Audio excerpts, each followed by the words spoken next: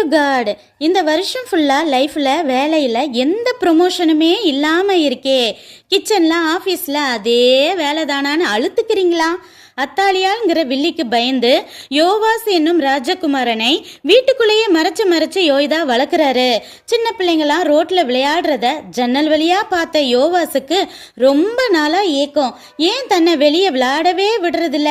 எந்த ஃப்ரீடமும் இல்லாம என் லைஃப் ஒரே மாதிரியா போகுதேன்னு நினைச்சவனுக்கு திடீர்னு ஒரு நாள் இருக்கிறதுலையே காஸ்ட்லியான ட்ரெஸ்ஸை போட்டு வெளியே கூட்டிட்டு வந்து யோய்தா அபிஷேகம் பண்ணி தலையில கிரீடம் வைக்க ஜனங்கள் எல்லாரும் சந்தோஷப்பட்டு எக்காலம் ஒரு பக்கம் ஊத, இன்னொரு பக்கம் கீத வாத்தியங்கள் பாட, சிலர் ஆட, ஒரு பக்கம் விருந்துன்னு யோவாசுக்கு சந்தோஷத்துல ஆனந்த அதிர்ச்சியில திகைத்தவனுக்கு அப்போதான் புரிஞ்சது தான் ஒரு ராஜா என்று.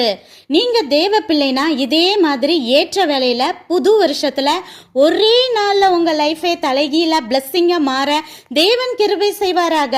வாழ்த்துக்கள். நன்றி.